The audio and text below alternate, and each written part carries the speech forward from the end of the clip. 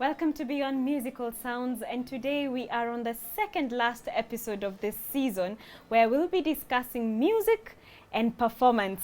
And once again, I want to welcome my one and only man, the best man in the planet, okay, apart from Jesus. His name is Andrew Owino, my wonderful husband. And we have a guest in studio. Do you want to introduce our guest? This is a guest who's been here before. Yes, he talked about nationalism. He is a very respected patriot, and he has caused a lot of national changes, church changes, organization changes. I'm sure the place where he works fills him because of his diligence. But I like the passion in which he performs. When I was in the university, and I was a young man trying to look for how life should shape, he came, and the way he performed the song, I say, this man has the Spirit of God. Professor Thomas Achia is here with us again today. Welcome. We're glad to have you. Thank you, Andrew. I'm really worried that you can remember things that long ago. It's a pleasure to be with you here today. Okay. Yeah. All right. Welcome so speaking again. about performance, you know, there are times when I present rice in my house, and my husband hates rice. Yeah. But there are certain times when we've gone out and the same rice is presented with a bit of color and cashew nuts on top. In my house, if I cook plain rice, because I love rice, I can eat it anyway, Give it either way. to the So if I cook it in my house, to he picks it and gives it to the birds. and Wow. yeah, it's bad food, bad B-I-R-D, not bad food. But if we go outside, the same rice is presented, Yes.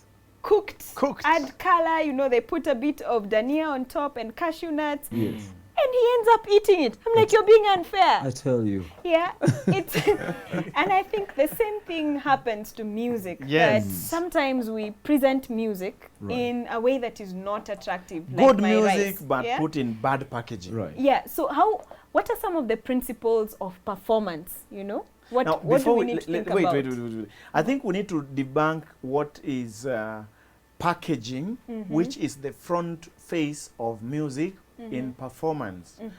You see, God created everything with a package. Human beings have an elaborate package called the skin. Yeah. There is a way he did the skin at some place. Some can show when you're angry, when you're sad. Pods of beans are in a Yes. package. Right. God never left anything naked.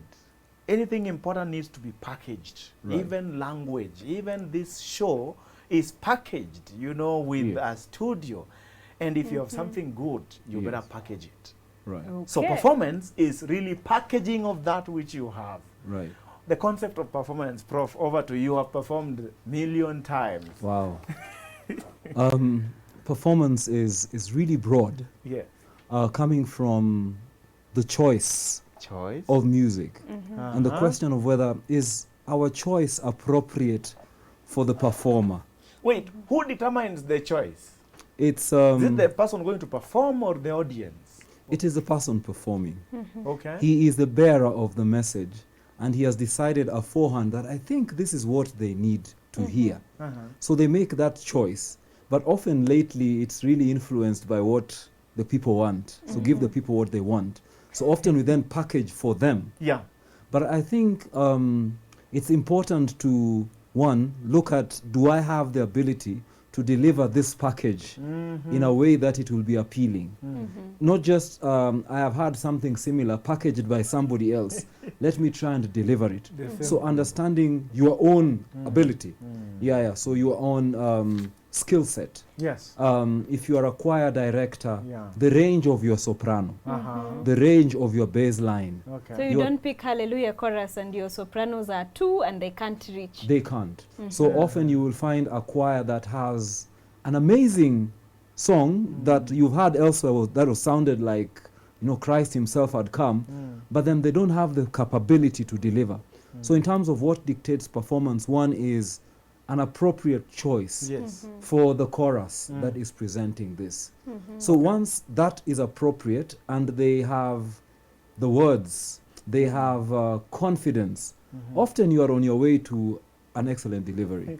Talking about words, you know, most choirs, most singers even don't think about words or memorize words or even have tools Or to pronounce help words. them deliver the words they intend. Right. So somebody mimes through or even pronouncing the words correctly. I went to a church, the chorister, I thought he intended to sing in English, but Yes. his dialect failed him. Right. I wish he just sang in another language or Kiswahili. Right. So he wanted to sing this song, "What a friend we have in Jesus."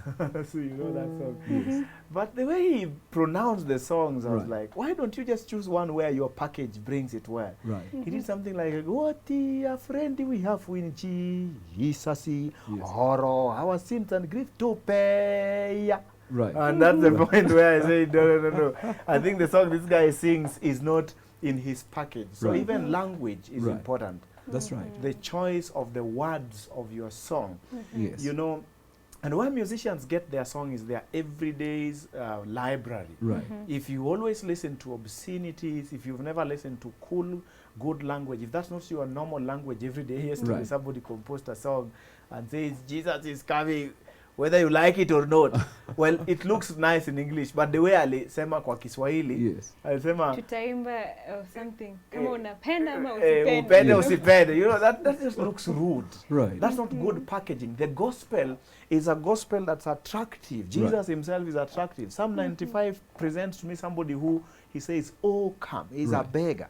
He's not like he's asking people. He's a resource mobilizer. Yani njooni bana. This thing is good. Let us Right. make joyful noise to our Lord, and he has good reason. Right. So packaging. So are there other things we need to think about? I hear you saying about the choice of music, that Choice. is the people and their skill set, Right. and the language, Language. chosen for the music. Are there other things that pertain performance that we need to think about when it comes to music? Yes, so we've come from the point where we're looking, you've made the correct choice of a song that is adequate for your choir or for you as an individual. You've assessed and you noticed that you can articulate the words. Your pronunciation is on point. You also relate to the You words. relate to the words. Because singing is, there are a couple of things that go into good singing. There is your intonation, how you sound, the use of the voice in singing that really one must package properly. And it takes a lot of work, and every singer or choir. Wait. Yes. Voice takes a lot of work. I thought I just show up and open my mouth and push anything that comes out. No. You should listen to the words. You've heard people singing, Yes, saying, they listen to say the words, listen not the to- voice. Sikiza maneno, usisikize sauti, Sauti. then you'd much rather preach than sing. Or come with PowerPoint. That's right. Agree. Because the voice is the key thing in singing. In fact, there's a book that Sister Ellen White speaks about the voice, the use of the voice in speech and song. So it's important that the voice needs to be refined. And often I think many of our choirs learn too many songs. Yet what they should spend more time on is refining the voice. quality of their intonation, working on something called the volition. The What's that? use, volition is the use of the mind in singing. The mind has a big role in sort of how you, listening to how you sound, listening to how the accompaniment is sounding, so that you fit in perfectly. Listening to how your voice, if you're a tenor, how your fellow The tenors rest of are the sounding. tenors, right. And then listening to the balance of the entire choir. So those things go into the packaging. And so those of us who lead... So it's not like I have a good voice, so mine should be hard, you know. I'm the loudest tenor, so I tilt my neck, I remove veins, Some veins. and say, oh, you know. that often means you're the worst singer in the choir. Because a good singer has developed their volition. Yeah. They're able to listen and Volition. balance. It's And, packaged. and the thing about blend, blending is important. If we are tenors, we don't have one guy singing a vibrato Yeah, the other and one- everybody else is plain. Yeah. The tenor itself must blend. As if it's from one person. That's blend now. So You know, volition and blend. Volition and blend. And it is a volition that will help you appreciate the blending. It will help you appreciate the balance. You remind me, in the book, she has two quotations. One, she says that the voice is the best instrument of all, more than a guitar Right. or a violin. She also says that in heaven, when angels are arranged, you know, Jesus begins the note and the others join, and it's perfect harmony. Then she asks you to think, if you're in that choir and you're removing your head, what would Jesus think of you? And I would make the conclusion you'd be the worst singer. So that is on blend. And how do you achieve those just thinking? You know, I worked as a choir trainer for some time. It's hard to achieve blend in choir. It's not easy. There are many things that I think arise from practice. Yeah, and so they say there's something called PPP, proper prior preparation planning, prevents piss poor performance. You have added so many pieces there, you're right. So there is a lot of preparation that goes into good singing that often many of us take for granted. And you mentioned being a trainer. You come for one session, those who think, no, we will just arrive on Sabbath and sing. I already have uniform, I know the song, so... I'll sing it. But my friend is called Charles Milongo. We used to sing with him. We were funny. We went to record in Kisii, and there were studios in Nairobi. Please don't let him not watch this. I will speak to him later. You know, he used to say, singing is not slashing. So slashing, you can come and slash your beat and then leave for the others to come and do their beat. That there's need for also synergy, togetherness. That's how you attain blend. When you've sung with someone over a long time, you attain blend easily. That's right, and that is practice. That's practice. So the practice is important. It must work on developing the voice. Is like any muscle. Muscle. Like, it's a muscle. Talk about that. Some of us, you know, we you see don't do that on camera, bro. I apologize. Even if you know, you are making us to imagine if you don't have the coat, can you? So it's really, when you see somebody developed muscle, it is as a result of a continuous exercising of his arms or his legs, and so it develops that part of the body. The same thing with even the intellect. You find some people who are intellectual giants. And so it's as a consequence of exercising the mind. The same thing applies to the voice. It is more practice, well thought out, organized practice that then develops various aspects of your ability of vocal range, your ability to project, resonance. Yeah, so there are lots phrasing, how long you can hold, and that goes into breath. You are a medic, maybe you will take us through this.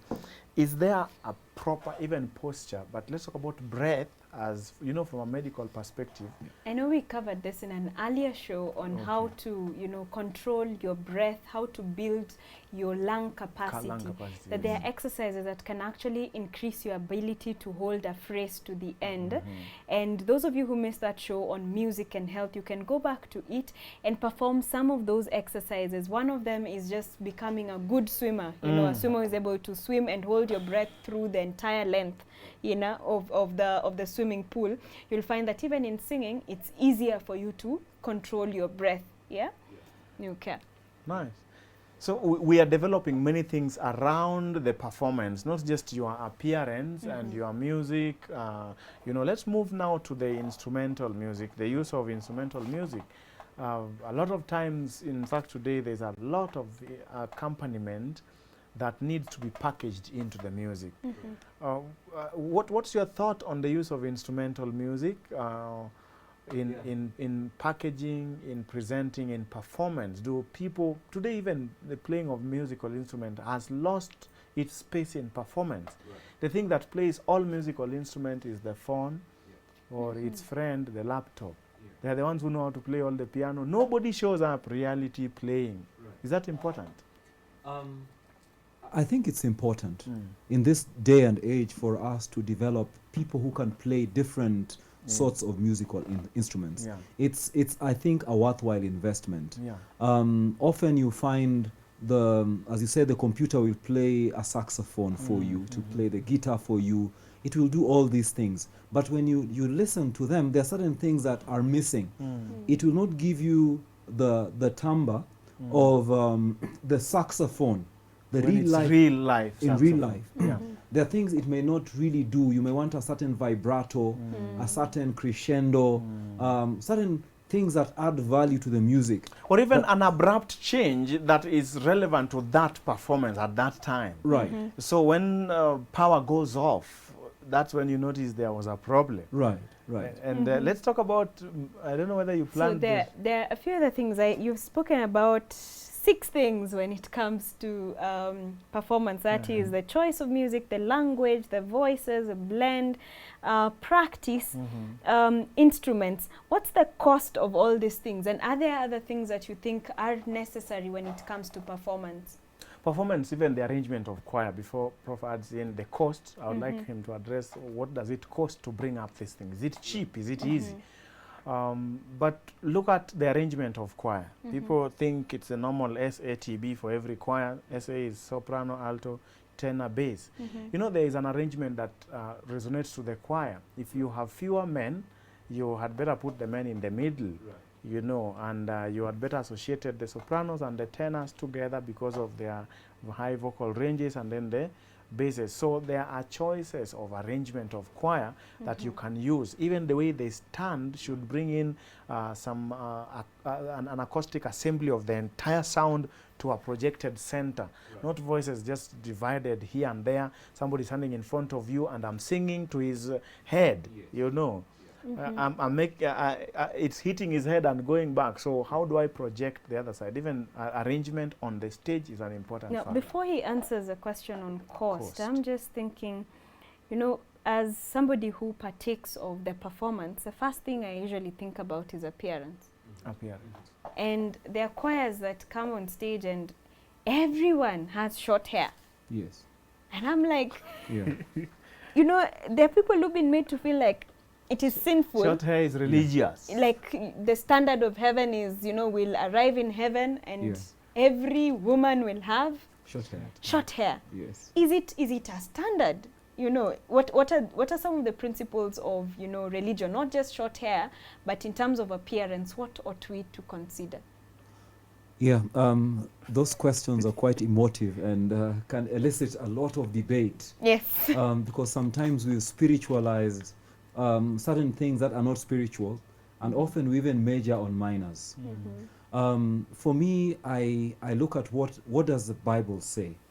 There is modesty. Modesty is a basic requirement for any Christian, not just any singer, but any Christian needs to be modest in their tastes, their attire, the way they appear.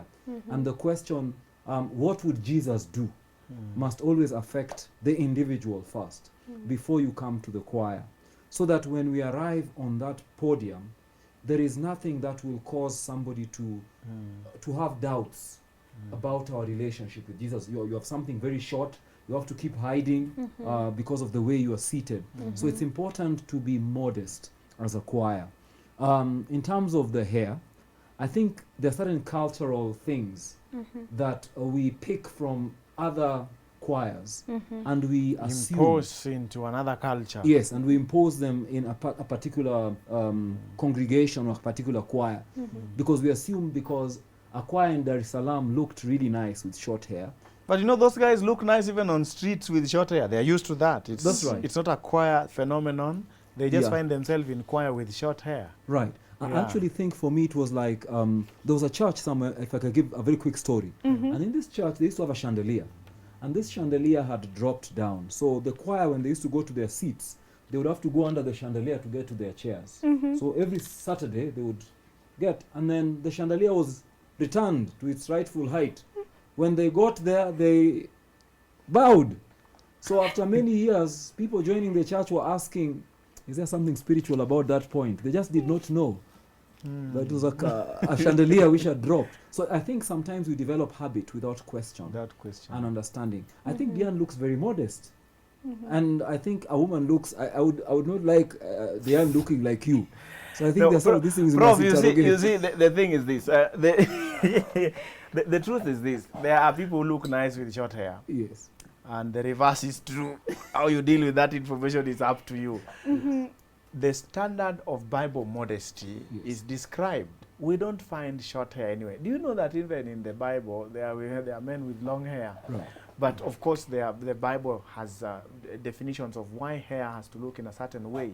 We know there are pitfalls we want to avoid of following after fashion and all these things. Right. But I think when we make it as a standard that everyone must have short hair, we might lock out other people who may have had to use other accessories. If you go through chemotherapy, for example, and all your hair is lost, Yes. so it means all your voice is also lost, so you can't sing. Yeah. Yeah. Because when the standard of the choir is all of you must have short hair. And the truth is this: when you try to make people to be uniform, or as opposed to being unified or unity, we lose the essence of why those people exist together. God loves us to be diverse in our ways if we can apply Bible principles of appearance. Right. Something else I would like to talk about in terms of that performance. People think when you stand up there and then you pray, it covers for the song. Hold on to that thought a bit. Okay, I know you're going to wait for me to finish it before we end the We show. are going to come back and pick it right from there on what should we do. And even that appearance has a cost to it. Yeah. So I want us to sing just a stanza of the song, What Heavenly Music Steals Over the Sea. And Prof will do the lead voice in this one. And we can come back right after the break to continue this conversation.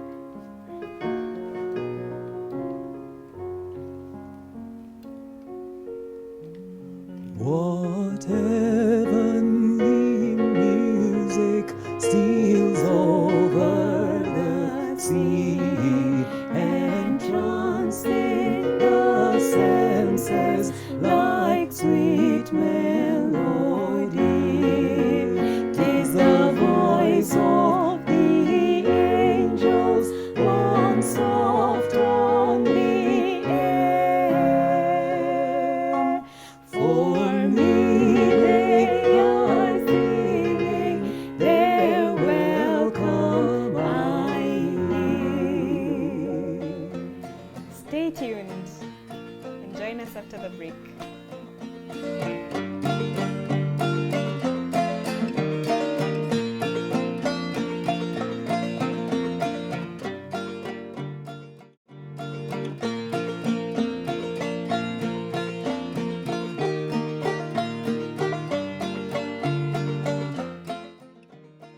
Welcome to Beyond Musical Sounds, where we discuss the depth, the breadth, the width, the length, and everything pertaining music.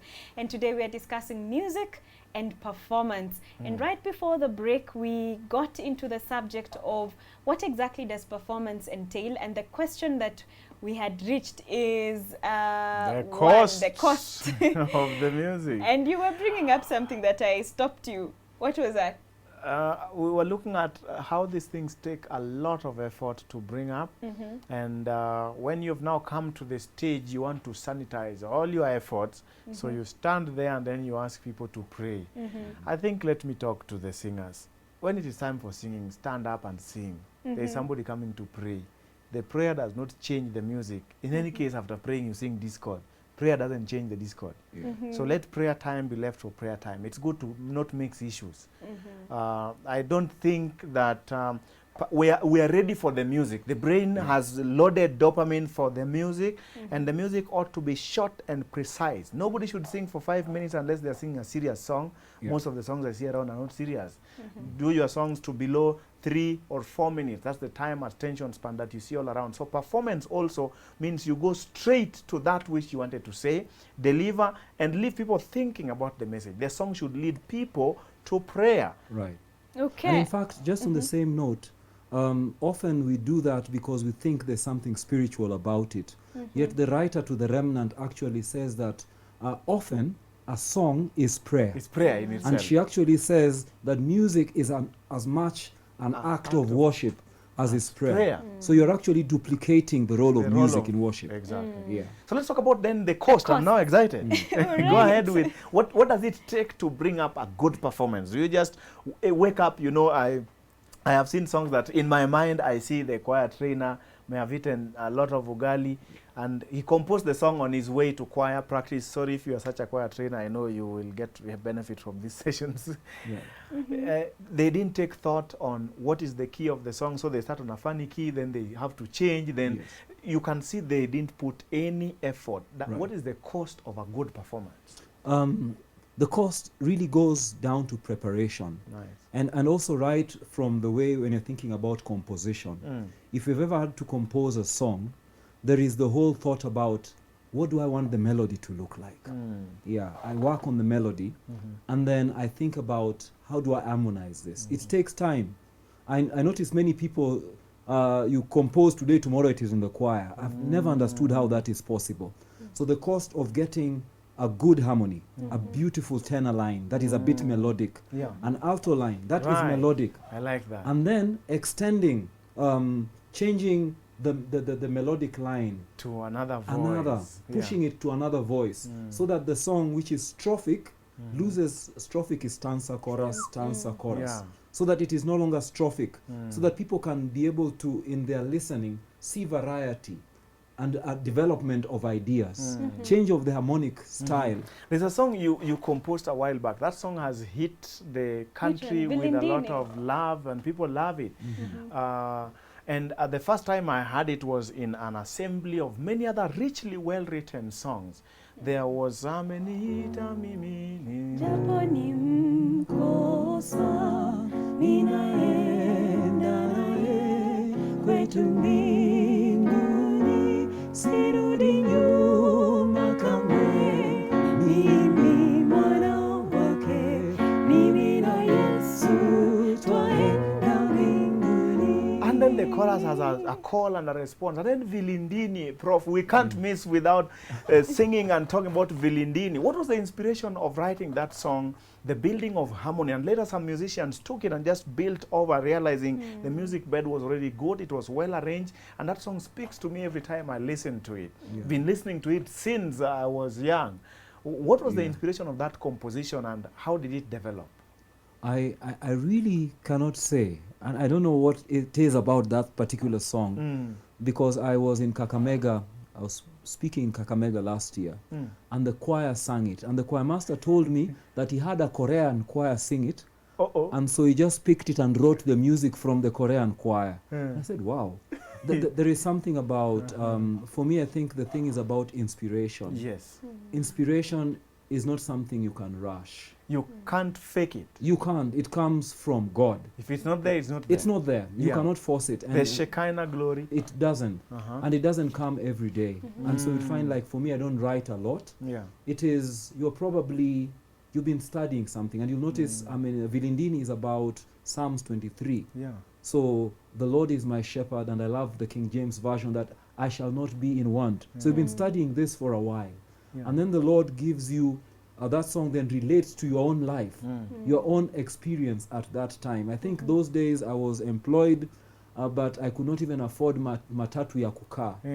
So I would be going home. Your cup was perforated. And sometimes, yes, I go and I get to Buruburu and I need to get to Kayole. And I cannot afford, and I'm walking in the dark home because I cannot afford.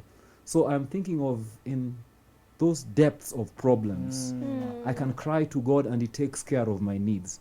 So it's really inspiration that you cannot force. Do you want to sing a stanza of that song? It's a good sound. All right, to sure, hear go that. ahead.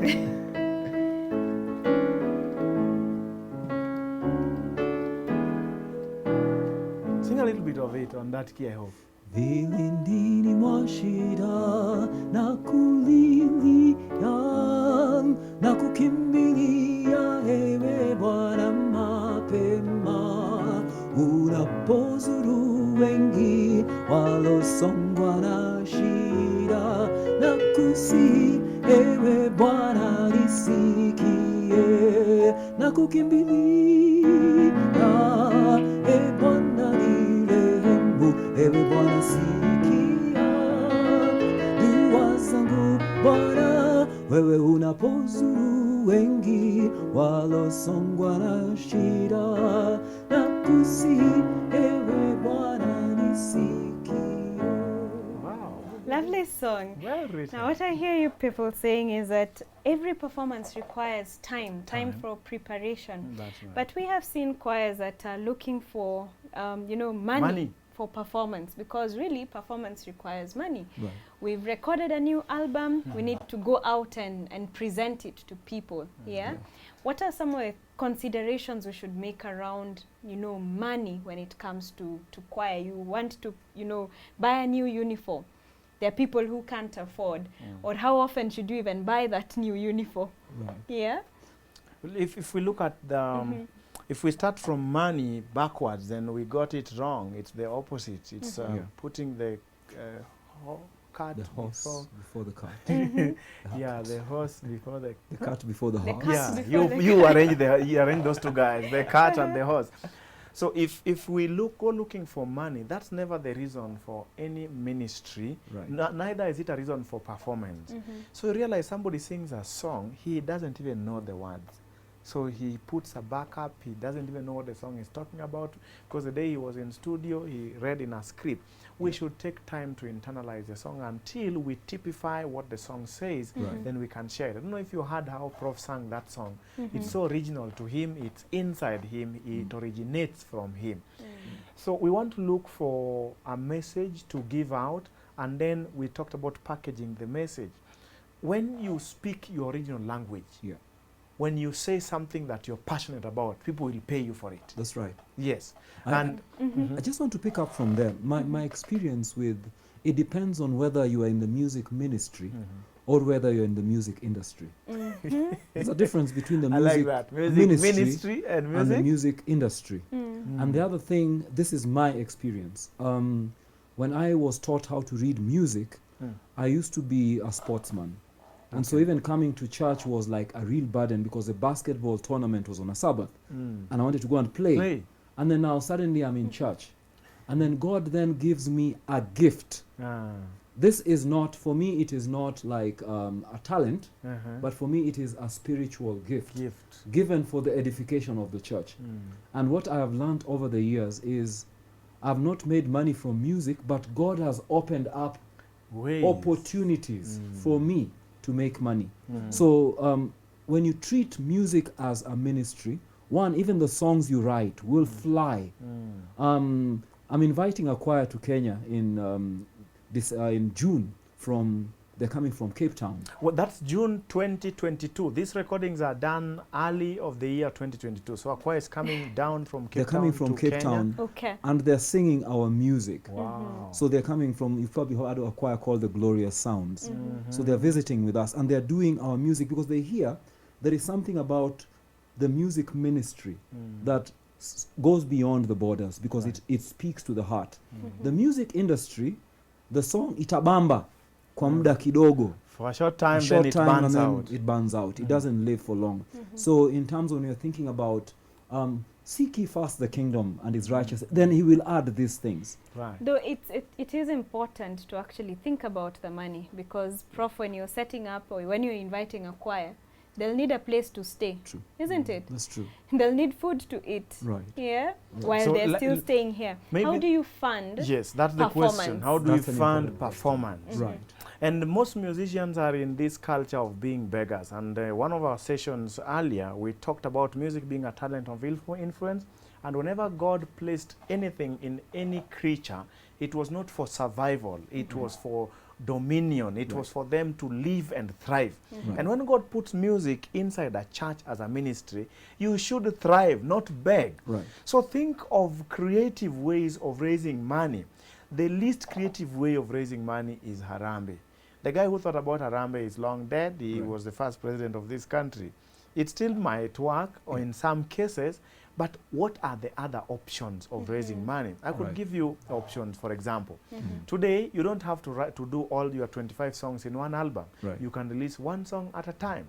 And as you release one song, people can pay for that song. People can pay upfront. Right. Okay? Nobody, if we know you always sing nice, Right. we will want to buy your song. That's Why right. are you cheating us into buying what we have not had? If you are singing badly, why should we buy? Sorry. But go sing well.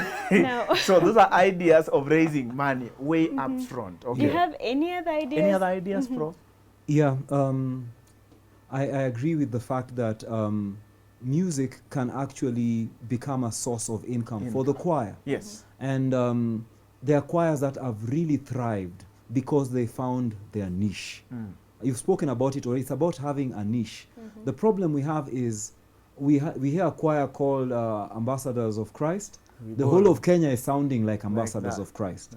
There is a choir called Kurasini. They sing really well. The whole of Kenya sounds like Kurasini. Then you realize that you do not have something. How do you sound? Something that speaks of you, your own quality. Quality sells. Quality sells, and there are people who buy quality. Yes. Like I find people selling their music for 100 shillings. The day you bring me a CD for 100 shillings, I will not buy it. Because it means you know the value. We've been talking about the cost. Yes. Writing that music. We can tell. Meeting for practice. Putting in accompaniment. Getting an organist. And then you sell your music for 100 shillings. It's because you do not know the cost. Prof, you've just said that quality sells. Well, let me interrupt by asking, how can someone sing for money? Or are there things we have seen where someone is just purely singing for money and not for ministry? What are some of those trends that we are seeing today? And it's all over. There's a writer who lists them. Some of them is singing sensual. Because What you does that know mean? you want to bypass people's thoughts to their feelings. So you are singing My Jesus, I Love You, but you make your voice to be breathy. It's like the person feels you're in their personal space, and if you're the opposite gender, they feel some sexual tension. Right. And because today our atmosphere is sexually charged, that is one way of singing for money. We want to believe that Christians, when they sing, we want to create purity, we want to create people to think about God and not sex. Most of songs are around sensual, I could demonstrate, but no need of demonstration. No, you need to demonstrate. For example, just using that song. Now, singing for money, one writer writes that there are different aspects. One of them is a concept called scooping. The other one is sliding through notes. Yeah, the other one is just a breathy, appearance. The other one is just how we dress. There's crooning. Yeah? For example, that song, somebody could sing, my Jesus, I love thee. I know thou art mine. Yeah, and at that point, after you've lengthened that phrase and changed all the notes, unnecessary tension. You have raised tension in people, and people want you to resolve the notes. Yeah, and when you don't resolve, and the whole song is like that through and through, there are certain feelings that are evoked in the listeners, and you'll start hearing ladies and gentlemen in the congregation going like, "Woo!" and raising their hands and waving in the air because there is certain tension that has been released in them. So we would want to maintain the simplicity of songs, but still maintain quality. But now simplicity is not just in the song, there is also simplicity in the setup. Yeah, and when I speak about setup, I want the two of you to give me your thoughts and opinions on how concerts are set up. It's almost like we have gone back to the concerto period. There are periods in music where you had chamber music, concerts, and I think we have gone back to that period where you have a lot of concert music. Now we are seeing disco lights, DJing, and trends like that now coming you back have into touched the church. live wire. Let's talk about me. I'll start with DJ. Prof, you will talk about... I will avoid that one. You go first. Prof, you talk about setup of a concert. When you are setting up for a concert, first of all, what are your objectives? If you're looking for money, you can do everything. You can import, Lucky Dube can do for you, Curtain Raiser, Michael Jackson, and Rihanna. Anybody can come in. And even if they don't show up physically, you can borrow their tunes because what you're looking for is money. But if you're looking for souls, then the music of Christ precedes his thinking, his way. Friends, some of us think it's funny, but it's not funny. The first DJ that was ever, that guy was singing sensual music, and it was a really bad situation of jazz, and after that people went out to do all the sensual things you can imagine. So the origin of DJ is not even associated with church. It cannot even be close to church. In fact, this is a criteria. If your song is DJable, it needs to be edited so that it is Christianized. If your song can be DJed, that tells you its structure itself is borrowed from the world. Okay. And so we did a bit of a study on this in the previous episode in the structuring of music. What we believe is this. When I go to the studio and I record a song, and I've come back with a song, I have the right of getting two things. One, a song that I can give people to listen to in their cars, in their homes. Yeah. But when I am there physically, as a choir, as a singer, I do what's called backup tracking. So what's that? You subdue the other harmonic voices, you erase the lead voice so that you can sing real time. Now God wants to hear your experience of that time. The day you went to the studio, you could have been having some conflicts in your spirit and you might have fought. God loves to hear you sing fresh. And if we need entertainment of one music being layered on another, even basic principles of music is annoying. How do you pick a song in key C, it's still playing, you lay another one on C sharp? That's discord. So get that thing out of church. If you are a DJ, go be baptized. Okay, I think the problem you're raising about DJing, if I heard you correctly, is the origins of The DJing. origin is Number not two, Christian. the association it creates in the people. You'll find somebody who is from, you know, the bar or the disco wanting to have the same experience in church. And Yet- number Right. three, the layering of that music. Music is supposed to end and people are supposed to think through what you have said. You can't have incessant music. That tells you that your dopamine levels are operating wrong. Okay. You're supposed to have music playing and then you finish and then we meditate and then you play another music. So music over music over music. It's a culture we see in the streets and it has its sources. There is a need people are having of low dopamine. We could talk about that where we want music all through and it's not Okay. something we can So encourage. DJing produces, you know, addiction in terms Addiction, of exactly. dopamine That- highs, that's right. and maintains your dopamine at a certain level because that music is played, you know, Right. over And of and course, over yeah. repeatedly. Is that what I hear you Yes, saying? and of course the last issue of mixing two songs at two different keys. And I two believe different that themes. as yeah. Okay, so I hear you correctly. Those- Let me get to Prof. Yeah, I just want to pick on this. You know, when you become a Christian, you suddenly get to this experience of saying some places I used to go, I I don't go there. there Things I used to anymore. do, I don't do them anymore. So it becomes, that's what becomes a Christian. Someone said that when Christ calls a man, he bids him, come and die. So the things you start losing flavor for. Taste. So yeah, we don't have like Christian cigarette No, we or don't. Christian alcohol. No, or we don't. Christian pornography. We lose, we know there's no gray area, it is black Yeah. or white for Christians. But what has happened, especially with music, is we've realized that for us to attract the youth and the young people, we must give them something that looks worldly. But I think that's wrong, because for me, I know that the Lord detests the mingling of holy and common things. And in fact, I was reading, when you read the book of Ezekiel 45 and 44, it talks about two kinds of priests. There's a priesthood after Zadok that taught people to distinguish. Yeah. We must, as Christians, between holy and common. But there is another priesthood that encouraged them to enter into things that are really, really driving us to sensuality and to worldliness. So some of those ideas, DJing, coming to church, and it's really a disco. Yeah. Yeah, you come to church and there's no difference between church and the disco. Even the levels and decibels of sound should be detested in performance. Because some people are old, their ears are now waning. They are younger children. Right. There's somebody who didn't sleep. We want talking level music. Right. So I should think- we use our disco lights in concert? For me, I really there's an intention. I went to the disco. I don't say how long ago. I also did. Okay, so it's when I left the disco, and anytime I see anything resembling the disco, it scares me. Yes, you get Because those irritated. lights are there with an intention. Yeah. There is something that they elicit in the emotions and in the life of the person who is attending the event. So it seems like we've realized that is working in the world. We are hoping it is going to work in church. here. The only problem is it is producing a generation that has sensuality but lacks sensitivity for spiritual things. Now, Prof, you've just spoken about disco lights. I'm seeing our camera person pointing at our lights up here. Shouldn't we also use lights in the studio because of associativity with the disco? I'm thinking of something that Martin Luther once said, because Martin Luther started writing songs that are sung in church, Yeah. and they were not singing in church, they used to chant.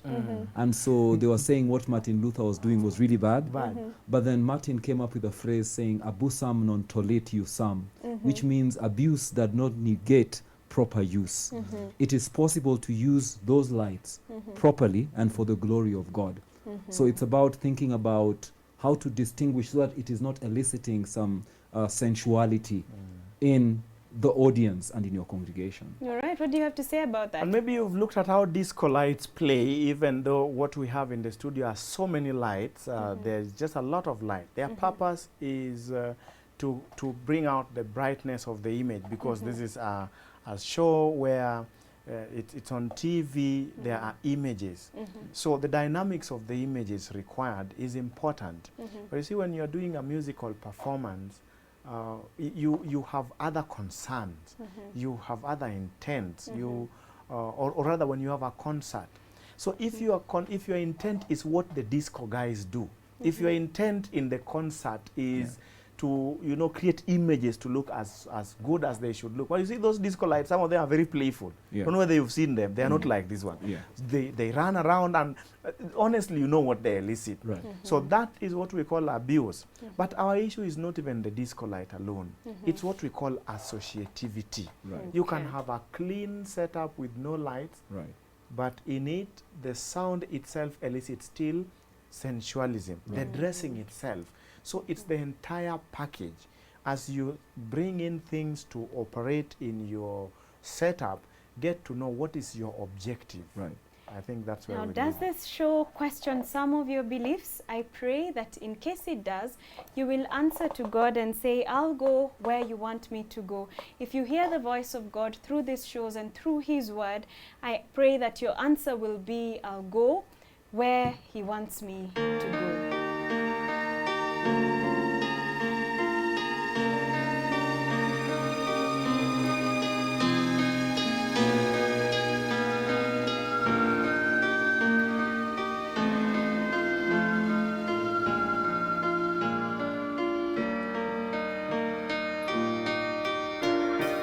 I'll go where you want me to go, dear Lord.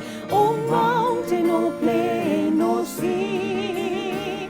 I'll say what you want me to say, dear Lord. I'll be what you want me to be.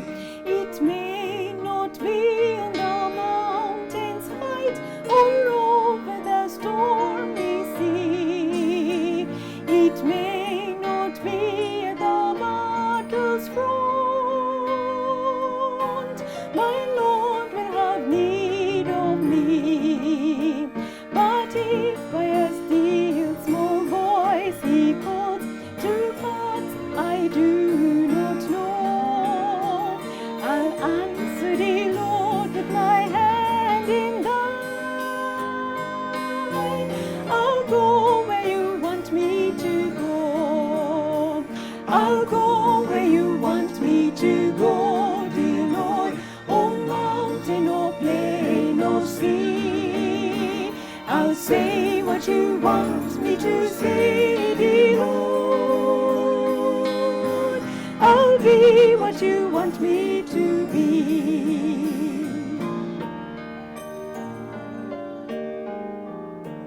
Perhaps today there are loving words which Jesus would have me speak. There may be now in the paths of sin some wanderer whom I should seek. Oh Savior, if thou wilt be my guide, though dark and rugged the way, my voice shall echo the message sweet.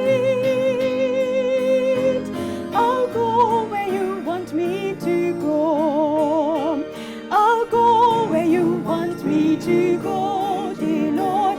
Oh, mountain or plain or sea, I'll say what you want me to say, dear Lord.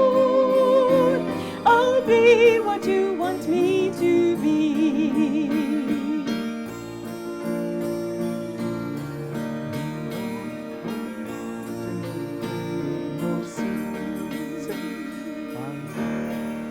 Want me to say, dear Lord, I'll be what you want me to be.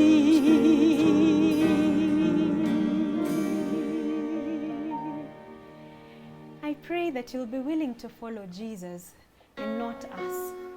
That God will lead you and that you will say with everyone, I will go where you want me to go. I'll say what you want me to say, and I'll be what you want me to be. Till next time, keep your eyes on Jesus. God bless you.